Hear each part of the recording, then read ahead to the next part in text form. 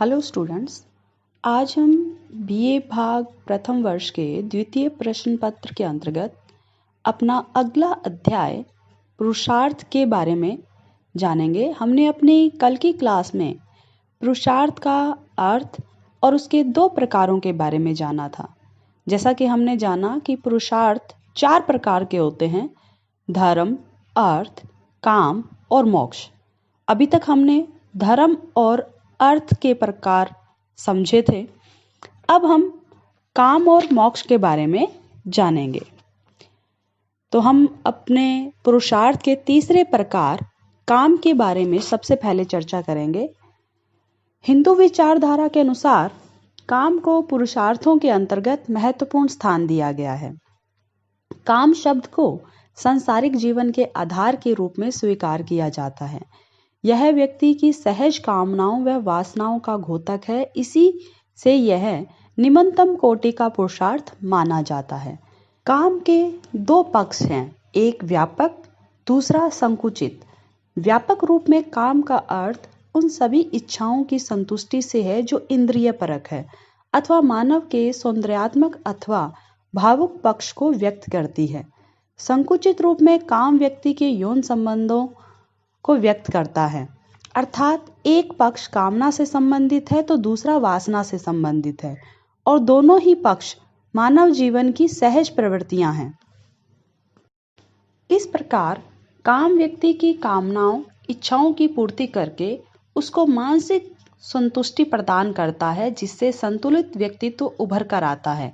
मनोवैज्ञानिक दृष्टि से सौंदर्य, प्रेम, कामना आदि प्रवृत्तियों की तुष्टि आवश्यक है। हिंदू पद्धति में धार्मिक नियमों के द्वारा विवाह करके काम को मर्यादित किया गया है, जिससे व्यक्ति की कामेच्छाओं को आध्यात्मिक नियमों के आधार पर नियंत्रित किया जा सके।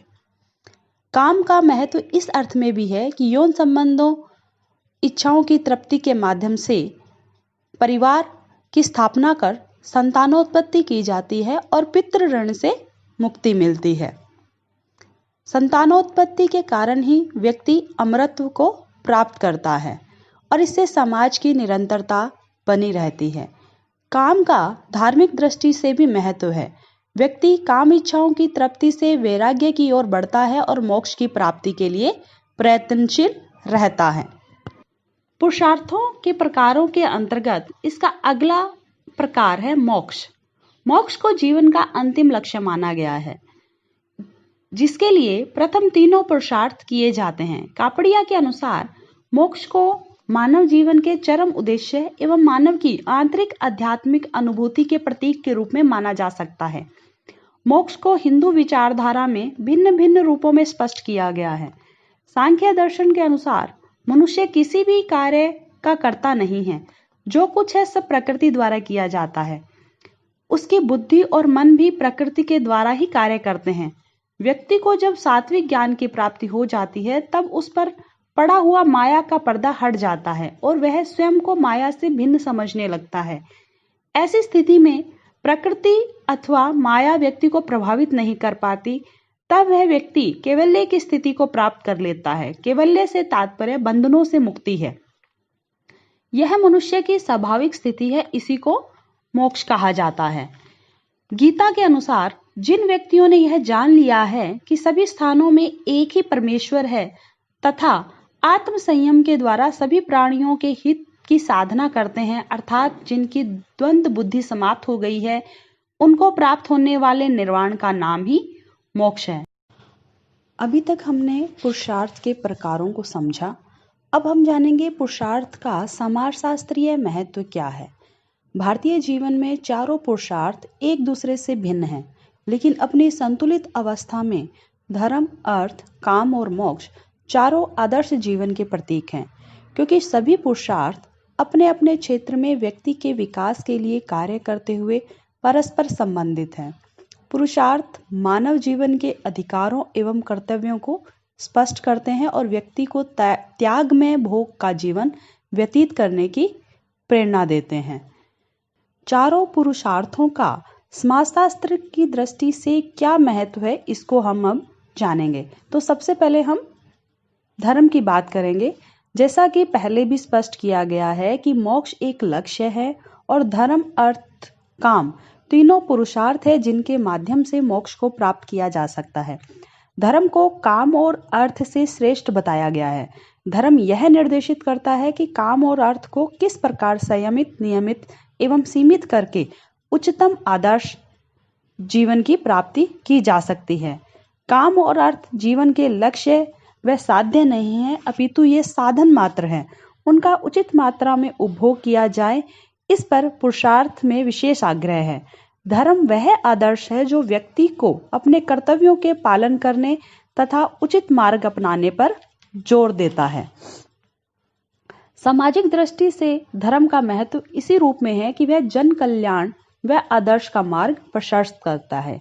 इसी कारण इसे तीनों पुरुषार्थों से अत्यधिक महत्ता प्रदान की गई है।